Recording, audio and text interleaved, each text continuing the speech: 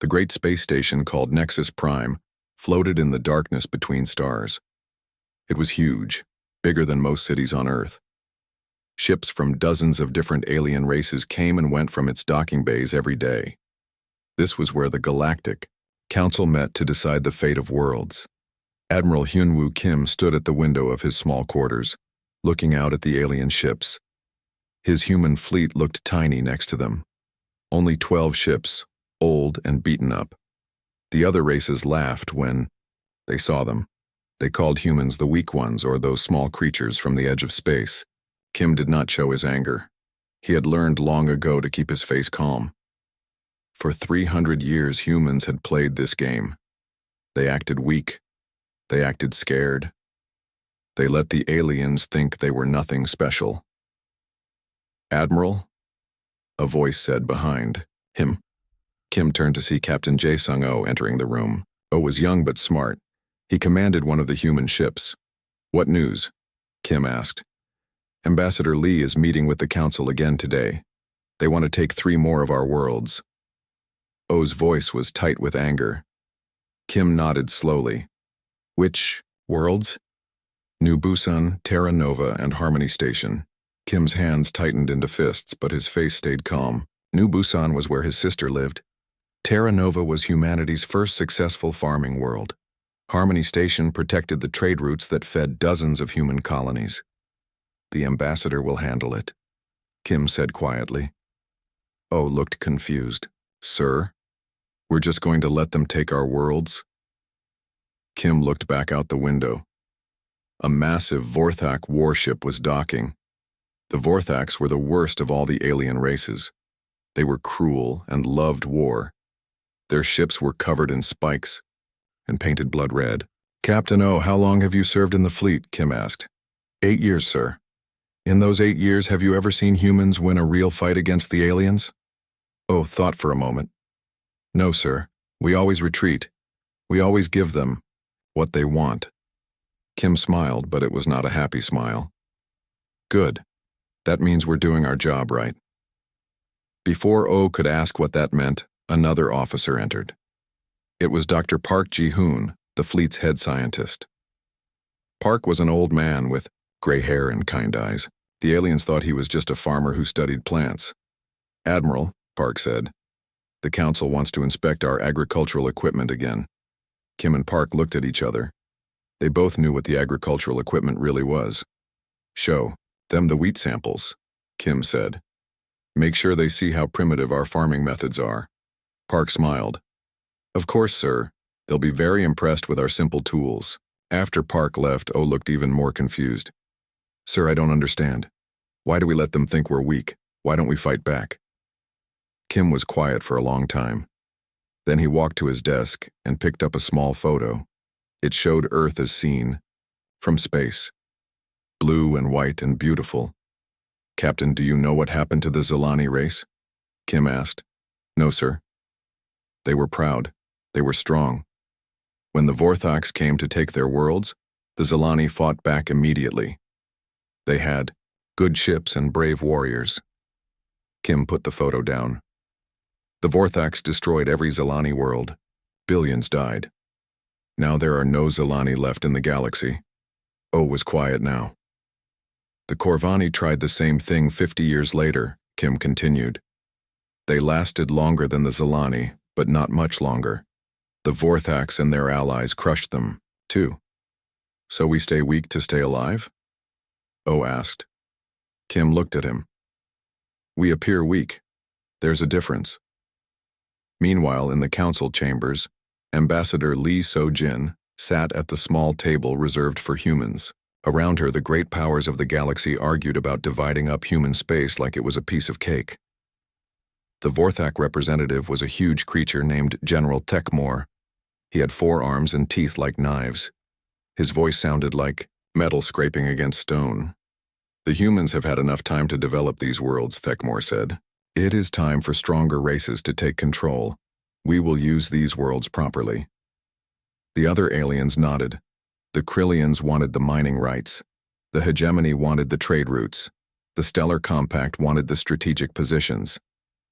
"Ambassador," Lee listened to them divide up human worlds like humans weren't even in the room. She kept her head down and looked defeated. Inside, she was counting ships, counting weapons, counting how many of these aliens would be surprised very soon. Ambassador Lee, said the council chairman, a floating creature that looked like a jellyfish made of light. Do the humans accept these new territorial arrangements? Lee stood up slowly. She looked small and fragile next to the huge alien delegates. The human government will consider your requirements. The aliens laughed. They always laughed when humans tried to negotiate. There is no consideration, Thekmore growled. You will give us these worlds, or we will take them. Choose. Lee bowed her head. We understand. Humanity accepts the council's decision. More laughter filled the chamber. To the aliens, this was just another day of pushing around the weak humans. But Ambassador Lee was not thinking about defeat. She was thinking about a message she would send tonight. A simple message that would reach every human military base in the galaxy. The message would have just 3 words. Protocol 7 activated. Back in his quarters, Admiral Kim received the message. He looked at it for a long time. Then he walked to his communications panel and sent his own message to the human fleet, all ships, he said quietly. Begin final preparations. The masquerade is almost over. Captain O was on the bridge of his ship when he got the message. He didn't understand it completely, but he knew it meant something important was about to happen. Dr. Park was in his laboratory, looking at his agricultural equipment. He ran his hand over machines that the aliens thought were for growing corn. If they only knew what these machines really did, they would run screaming from the galaxy. All across human space, similar scenes played out. Farmers stopped their tractors and smiled. Miners put down their tools and checked hidden panels. Teachers closed their books and opened secret compartments. The humans had been waiting for 300 years. They had been patient. They had been careful. They had let the galaxy think they were weak and harmless. Soon, it would be time to show the truth. On Nexus Prime, the alien delegates celebrated their easy victory over humanity. They planned which human worlds to take next. They discussed how to use human slaves more efficiently. None of them noticed the small changes happening around the station. Human ships began moving into new positions. Human cargo containers were moved to different locations. Human maintenance workers accessed systems they had never touched before. The galaxy thought it knew humanity. It thought humans were weak, scared creatures who would give up anything to avoid a fight. The galaxy was about to learn how wrong it could be. The world of New Busan was beautiful in the morning light. Golden wheat fields stretched as far as the eye could see. Small farming towns dotted the landscape like jewels. Children played in the streets while their parents worked the land that had fed humanity for over a century. Captain Jae-sung-oh stood on the bridge of his ship, the Terra's Hope. It was the only human military vessel protecting New Busan. Through the big window, he could see the Vorthak war fleet approaching. 50 ships, each one bigger and more dangerous than his single cruiser. Captain, his communications officer said, we're getting a transmission from the Vorthak fleet. Put it on screen, O replied. The ugly face of a Vorthak commander filled the screen. The creature's 4 eyes glowed with cruel pleasure. Human vessel, this is War Commander Graktos. You will surrender immediately or be destroyed. O looked at the overwhelming enemy force on his tactical display. Any sane captain would surrender. But O had his orders. War Commander, O said calmly, this is human space. You have no right to be here. Graktos laughed, a sound like breaking glass. Rights? The strong take what they want. The weak give it to them. You are very weak, little human. O's crew looked at him nervously. They all knew they couldn't win this fight. The Terra's Hope was a good ship, but not good enough to fight 50 Vorthak vessels. What the crew didn't know was that O was following Protocol 7. This protocol had been practiced by human captains for decades. It was simple. Fight bravely, take some damage, then retreat in apparent defeat. All hands, O announced. Prepare for combat. We will defend New Busan with our lives, if necessary. On the surface of New Busan, Governor Yoon Mi-kyung was watching the sky. She could see the flashes of weapons fire up in space as O's ship fought against impossible odds. To anyone watching, it looked like humanity's brave last stand, but Governor Yoon knew better. She walked to her office and pressed a hidden button under her desk. Across the planet, machines that looked like farming equipment began to change. Grain silos opened to reveal massive energy weapons. Irrigation systems became shield generators. Barns housed missile launchers powerful enough to crack moons. The governor could destroy the entire Vorthak fleet with the push of a button. New Busan was one of the most heavily defended worlds in the galaxy, but humanity wasn't ready to show its true strength yet. Instead, she activated the evacuation protocol. All across the planet, humans began leaving their homes. But this wasn't a panicked flight. It was organized, planned, rehearsed. Within hours, every human civilian was safely underground or aboard hidden transport ships. In space, Captain O was playing his part perfectly. The Terra's Hope shook under Vorthak weapons fire. Sparks flew from control panels. The lights flickered. "Captain," his engineer shouted, "we can't take much more of this." O nodded grimly. The ship's armor was barely scratched, but he made it look like they were dying. "Send a distress signal. Tell Earth we need reinforcements immediately." The message went out on all channels. Every alien ship in the area could hear it. Captain O's voice was filled with desperation as he begged for help that wouldn't come in time. "Mayday, Mayday. This is the Terra's Hope. We are under heavy attack. New Busan is about to fall. We need immediate assistance." The Vorthaks enjoyed hearing the human captain's fear. They fired more weapons, careful not to destroy the ship too. Quickly, they wanted the humans to suffer. Finally, O gave the order his crew expected. "All hands, abandon ship. We have to retreat." The Terra's Hope limped away from New Busan, trailing fake smoke and sparking with false damage. To the watching aliens, it looked like humanity's military had failed completely.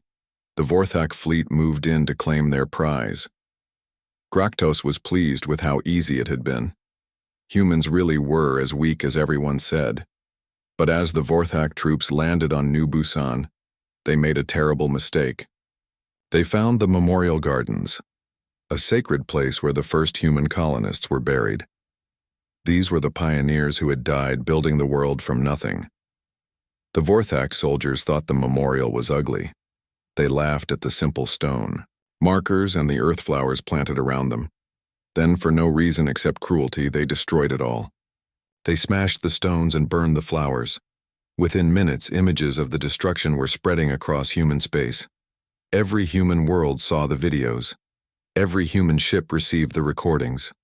Children cried. Adults grew silent with anger. Earth President Kang Do-hyun watched the images with a face like stone. He had expected the Vorthaks to be cruel, but this was worse than he had imagined. They had destroyed something that could never be replaced. The president called an emergency session of the Human Senate.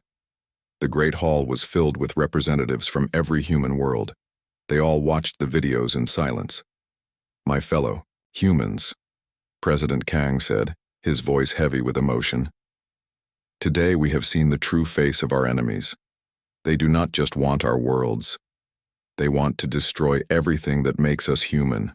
The president paused, looking at each senator. "The time for hiding is over. The time for patience has ended. Today we show the galaxy what humanity really is." He walked to the podium and spoke words that would change galactic history forever. "I hereby authorize the activation of Revelation Protocol. May God have mercy on our enemies because we will not." The message went out immediately. Every human military base received it. Every human ship got the signal. Every human world began preparations that had been planned for 300 years. On Nexus Prime, Admiral Kim read the message and smiled for the first time in months. He walked to his communications panel and sent a single word to the human fleet: "Execute." Captain O, still pretending his ship was damaged, received the order while limping away from New Busan. He looked at his crew and saw the same expression on every face: relief, joy, Excitement. "Ladies and gentlemen," O said quietly, "the masquerade is over. Prepare to show them what the Terra's hope really is." All across the galaxy, humans were getting ready. Farmers put down their tools and revealed hidden weapons. Miners opened secret armories. Teachers became tactical officers. The greatest deception in galactic history was about to end. The Vorthax thought they had won an easy victory. The other, alien races thought humans were finished. The Galactic Council believed humanity would surrender completely within days. They had no idea what was coming. On New Busan, the Vorthak troops were celebrating their conquest. They planted their flags and claimed the planet for their empire. War Commander Graktos broadcast his victory to the galaxy, bragging about how easily he had crushed human resistance. None of them noticed that the planet's defenses were still intact, just hidden. None of them realized that every piece of farming equipment was actually a weapon of incredible power. None of them understood that they were standing on one of the most dangerous worlds in the galaxy. The humans had let them win. For now. But humanity's patience was at an end. The galaxy had pushed too far. The time for revelation was at hand, and when humanity finally showed its true face, the galaxy would never be the same again. The news spread across the galaxy like wildfire. Humanity was finally fighting back. After 300 years of weakness, the humans were sending their entire fleet to retake New Busan. Every major alien race sent observer ships to watch what they expected would be humanity's final defeat. The Krillian Federation sent 12 warships to record the battle. The hegemony dispatched their finest spy vessels. Even the mysterious Stellar Compact sent representatives to witness humanity's destruction. Admiral Kim stood on the bridge of his flagship, the Indomitable. Behind him, the human fleet stretched out in formation. 200 ships, all looking old and outdated compared to the sleek alien vessels watching from safe distances. Fleet Commander Zek Thul of the hegemony opened a communication channel to the other observers. His voice carried obvious amusement. "Look at them. Those ships are barely holding together. This will be over in minutes." The alien observers laughed at the human fleet. The ships looked like they had been built centuries ago. Their hulls were scarred and patched. Their weapons appeared to be simple kinetic cannons that fired metal bullets instead of energy beams. "I've seen cargo haulers with better shields," commented General Luxandra of the Stellar Compact. What none of the observers knew was that every human ship was exactly where it was supposed to be. The formation looked random, even desperate. But Lieutenant Colonel Nam Tae-hyun, monitoring from the tactical station, knew it was perfect. Each human vessel was positioned to cover specific areas of space. Each ship had a predetermined role in what was about to happen. The aliens thought they were watching a chaotic last stand. In reality, they were witnessing the most carefully planned military operation in galactic history. Dr. Shin Hye-jin sat in the research vessel Prometheus watching her instruments. For decades, she had pretended to study space minerals while actually monitoring every alien ship in the galaxy. She knew the location, speed, and weapons capacity of every vessel within 50 light years. "Admiral," she said quietly. "All observer. Fleets are in position. They suspect nothing." Kim nodded. He opened a channel to the entire human fleet. "All ships, this is Fleet Command.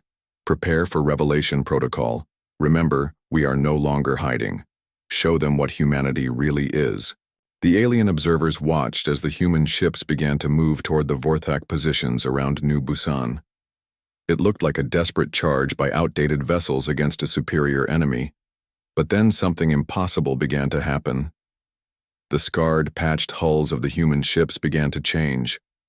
Armor plating that had looked damaged and old started to retract, revealing gleaming metal underneath that seemed to bend light around itself. The patchwork appearance had been camouflage, hiding the most advanced starship technology in the galaxy. "What are they doing?" Zekthul demanded, his voice losing its amused tone. The primitive kinetic weapons on the human ships began to unfold like metallic flowers. What had appeared to be simple cannons revealed themselves as energy weapons so advanced that they made the observers' most powerful guns look like toys. Engine signatures that had shown chemical propulsion suddenly shifted to something that made Space itself rippled with barely contained power. The human ships weren't just moving through space anymore. They were manipulating it. Dr. Hee-jin smiled as she watched the transformation. 3 centuries of careful engineering and planning were finally being revealed. Every human ship was a technological masterpiece disguised as a piece of junk. But the real shock was still coming. Admiral Kim opened another communication channel, this one broadcast to every ship in the area. Attention all vessels. This is Admiral Hyun-woo Kim of the Human Defense Fleet. To our observers, welcome to the real war. As he spoke those words, space around every alien observer fleet began to shimmer. Cloaking fields that had hidden human ships for decades started to fade. One by one, human vessels appeared out of seemingly empty space. The 12 Krillian observer ships found themselves surrounded by 50 human warships. The hegemony spy vessels discovered they were in the middle of a human battle group. The Stellar Compact representatives realized they were completely encircled. In total, over 2,000 human ships materialized around the observer fleets. Each alien vessel was outnumbered and outgunned by forces they had never known existed. Fleet Commander Zek Thul's voice cracked as he spoke. This is impossible. Our intelligence shows humans only have 200 ships total. Admiral Kim's response was calm and measured. Your intelligence shows what we wanted it to show. Did you really think we would reveal our true capabilities, while you planned to enslave us? The alien observers tried to contact their home fleets, desperate to warn them of humanity's deception. But they discovered their communications were being jammed by human ships they couldn't even detect. General Luxandra finally found her voice. How long? How long have you possessed this technology? Dr. Hye-jin answered from her research vessel. How long have humans been primitive farmers studying simple agriculture? Every day you ignored us, we were improving. Every time you laughed at our weakness, we grew stronger. The truth was staggering. While the aliens had grown comfortable with their technological superiority, humanity had been secretly developing weapons and ships that surpassed anything in known space. The agricultural research that Dr. Park had been conducting was actually the most advanced military research program in galactic history. Captain O, aboard the Terra's Hope, was no longer pretending his ship was damaged. The vessel's true form was revealed, a sleek, deadly predator that could outfight any 3 alien warships. The retreat from New Busan had been a performance to lure the Vorthax into a false sense of security. All human vessels, Admiral Kim announced, assume combat formation. We have guests to greet at New Busan.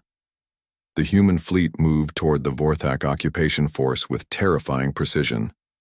These were not the clumsy, desperate movements of a defeated race. This was the advance of the most powerful military force the galaxy had ever seen. On their monitoring stations, the alien observers watched in horror as humanity's true strength was revealed. Their intelligence services had been completely fooled for 3 centuries. Every report about human weakness had been carefully orchestrated deception. The implications were overwhelming. If humans had been hiding this much military power, what else were they hiding? How many other weak races might actually be secretly powerful? How much of the galaxy's balance of power was built on lies? But the most terrifying realization was yet to come. As the human fleet approached New Busan, the observers detected something that made their worst fears seem small. The planet itself was armed. The farming equipment that human agricultural reports had described for decades was actually a planetary defense system capable of destroying entire fleets. New Busan wasn't just a farming world. It was a fortress that could have vaporized the Vorthak invasion force at any time. Humanity had let the Vorthaks take the planet. They had allowed their sacred memorial to be destroyed. They had pretended to retreat in defeat, all to draw the galaxy's attention to this moment. Admiral Kim opened one final communication to all the observer fleets. For 300 years, you have treated humanity as your servants. You have taken our worlds, enslaved our people, and mocked our apparent weakness. Today, that ends. The human fleet was now in position around New Busan. Every ship was ready. Every weapon was charged. The most powerful military force in galactic history was prepared to demonstrate exactly what humanity was capable of. We gave you chances to treat us with respect, Kim continued. We offered friendship and cooperation. You chose domination and cruelty instead. Now you will learn what happens when you push humanity too far. The galaxy held its breath. Every alien race was about to discover that the species they had dismissed as weak and primitive was actually the most dangerous force in known space. The age of human deception was over. The age of human dominance was about to begin. War Commander Graktos was having the best day of his military career. His forces had easily conquered New Busan, and now the pathetic humans were sending their entire fleet to try to take it back. Only 200 ships against his massive armada of 800 vessels. The Vorthak commander broadcast on all frequencies, making sure every alien observer could hear his contempt. Look at them. The humans send their children to fight warriors. This will not be a battle, this will be target practice. His officers laughed with him. The Vorthak way of war was simple. Crush the enemy completely, take everything they had, and make the survivors into slaves. It had worked against dozens of races over the centuries. Graktos looked at his tactical display. The human ships were approaching in what appeared to be a desperate formation. They moved slowly like they were afraid. Their weapons were not even charged to full power. They know they cannot win, Graktos told his bridge crew. They come here to die bravely so their people will remember them as heroes. How touching. But Admiral Kim had a different plan. As his fleet moved into range, he opened a communication channel to the Vorthak commander. His voice was calm and steady. Commander Graktos, this is Admiral Kim of the Human Defense Fleet. You have occupied human territory illegally. You have one opportunity to withdraw. Return New Busan to human control and we will consider this an unfortunate misunderstanding. The alien observers listening to the transmission couldn't believe what they were hearing. The humans were still trying to negotiate even when they were completely outnumbered. Graktos found the human admiral's words so funny that he could barely speak through his laughter. Admiral Kim, you bring 200 ships against my 800 and you offer me terms? You humans truly are the most amusing creatures in the galaxy. The entire Vorthak fleet joined in the laughter. Even the alien observers were smiling at humanity's apparent delusion. How could such a small force think it could defeat the Vorthak Empire's finest war fleet? Admiral Kim's response was measured and patient. Commander, I will ask one more time. Will you withdraw from New Busan peacefully? Never, Graktos roared. We will crush your pitiful fleet and then enslave every human world. Your people will serve the Vorthak Empire for 1,000 years. Admiral Kim sighed. He turned to Lieutenant Colonel Nam, who was waiting at the tactical station. Colonel Nam, you have permission to demonstrate human military capabilities. Show them what the Event Horizon can do. Captain Song Minho received the order aboard his ship, the Event Horizon. It was no larger than a standard Vorthak cruiser, but it contained technology that the galaxy believed was impossible. For decades, human scientists had been working in secret, developing weapons that could manipulate the very fabric of space and time. All hands, Captain Song announced. Prepare for combat demonstration. We are about to make history. The Event Horizon moved ahead of the human fleet, approaching the massive Vorthak armada alone. To the watching aliens, it looked like suicide. One small human ship against 800 Vorthak vessels. Graktos couldn't believe his eyes. Are they insane? That single ship is attacking my entire fleet. He gave orders to his gunners. Destroy that vessel immediately. Show these humans what happens to those who challenge the Vorthak Empire. Hundreds of energy weapons fired at the Event Horizon. The space around the human ship lit up with deadly fire. Any normal vessel would have been vaporized instantly. But the Event Horizon was not a normal vessel. The Vorthak weapons struck some kind of barrier around the human ship and simply disappeared. Not deflected or absorbed, but completely erased from existence. It was as if the energy had never existed at all. Captain Song smiled. Weapons free. Show them what temporal manipulation can do. What happened next changed warfare forever. The Event Horizon didn't fire conventional weapons. Instead, it unleashed technology that bent the laws of physics. Space around the Vorthak ships began to twist and fold. Some enemy vessels found themselves caught in temporal loops, trapped in the same second over and over again. Other Vorthak ships simply disappeared as holes in reality opened beneath them, swallowing them into dimensions that didn't exist. A few unlucky vessels were frozen in time, their crews aware of what was happening but unable to move or speak or even breathe. Within 10 minutes, War Commander Graktos watched his 800-ship armada reduced to floating debris and paralyzed hulks. His own flagship was one of the few vessels still capable of movement, but even it was surrounded by fields of distorted space-time.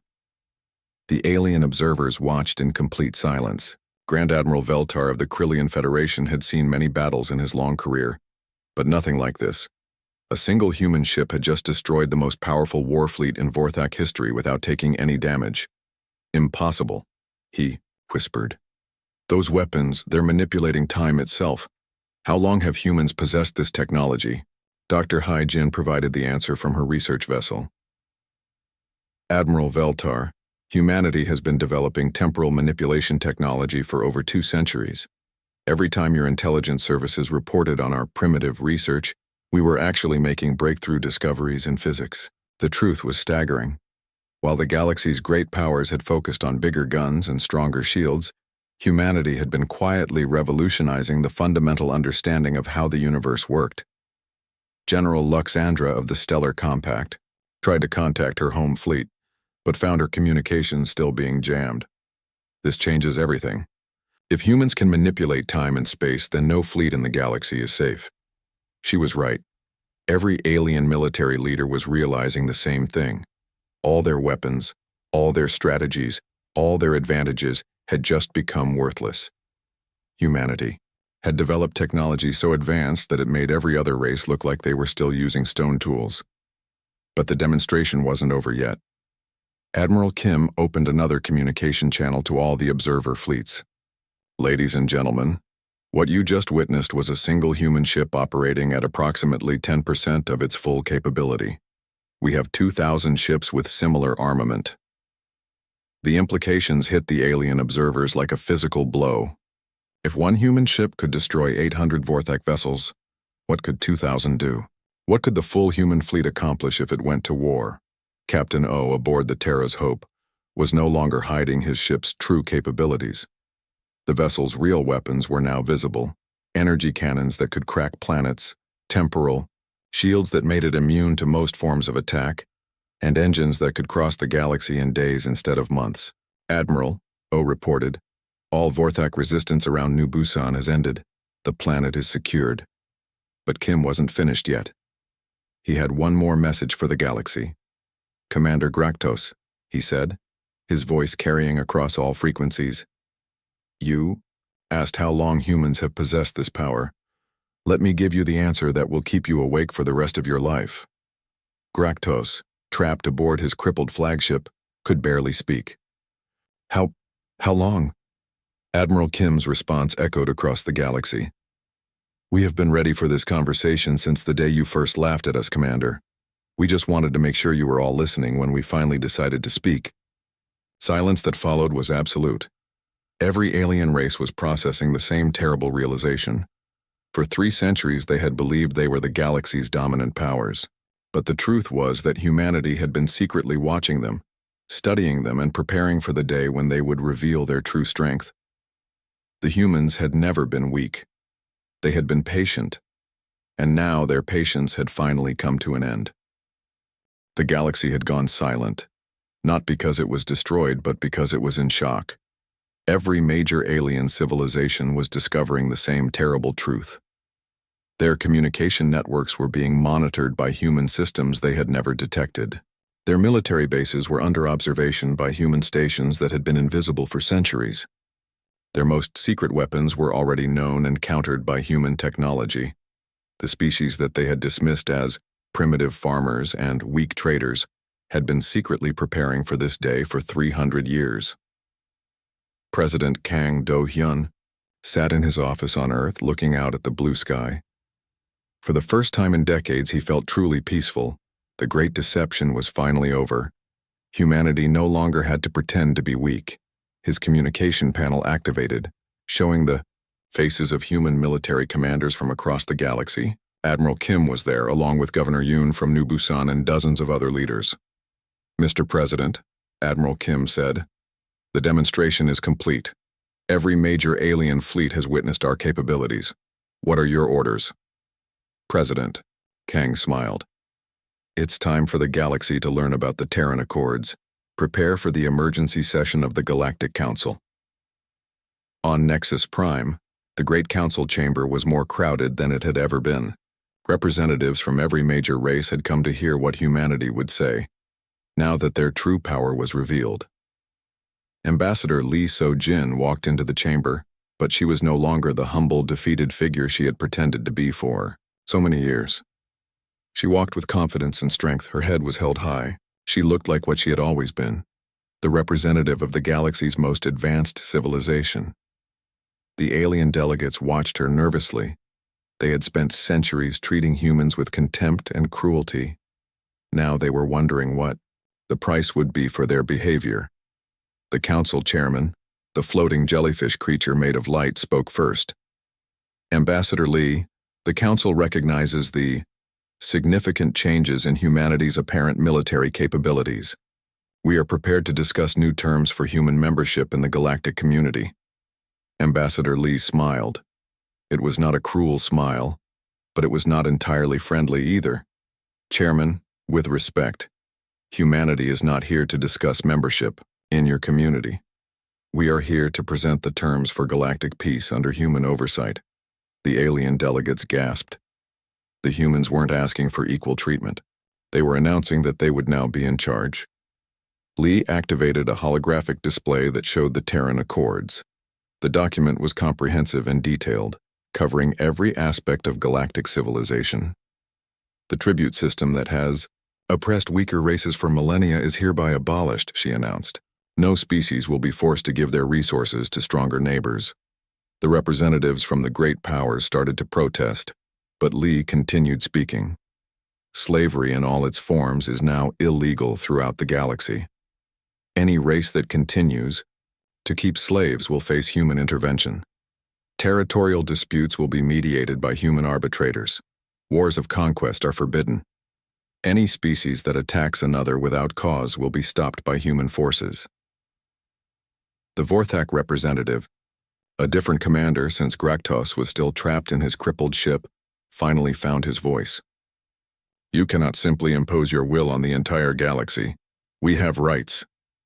Ambassador Lee looked at him calmly.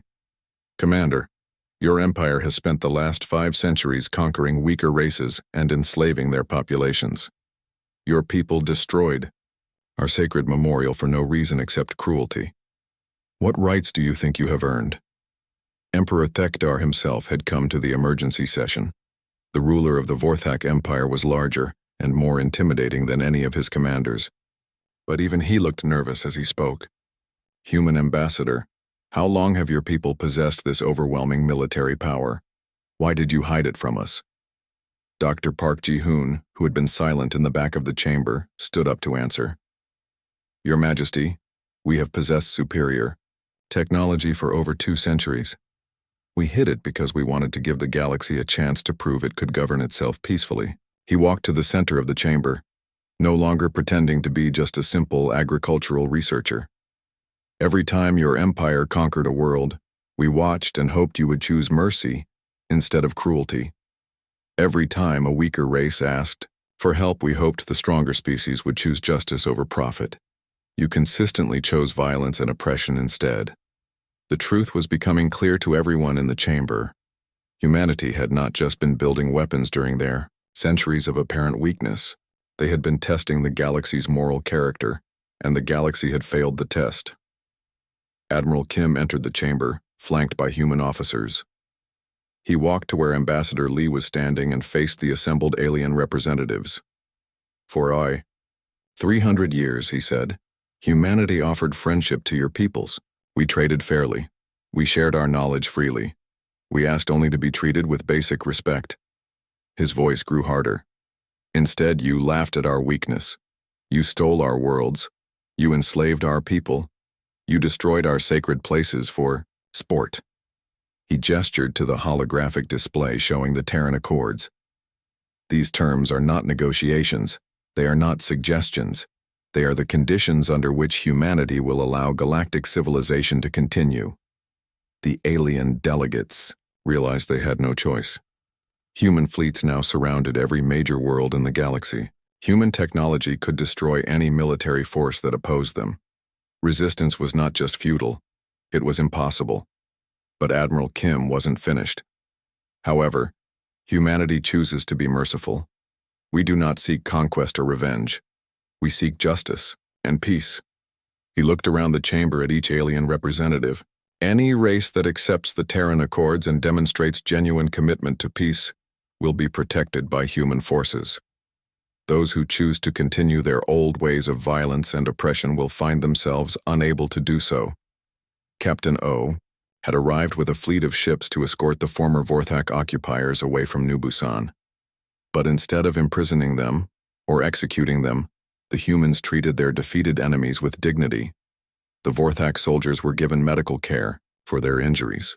They were fed and clothed. When they were returned to their home worlds, they carried stories of human mercy that spread throughout the Vorthak Empire. Governor Yoon stood in the rebuilt memorial gardens on New Busan. The sacred stones had been restored, and new flowers grew where the old ones had been destroyed. But the governor had added something new, a small plaque dedicated to understanding between all peoples of the galaxy. The message was clear. Humanity remembered the insult, but they chose forgiveness over vengeance.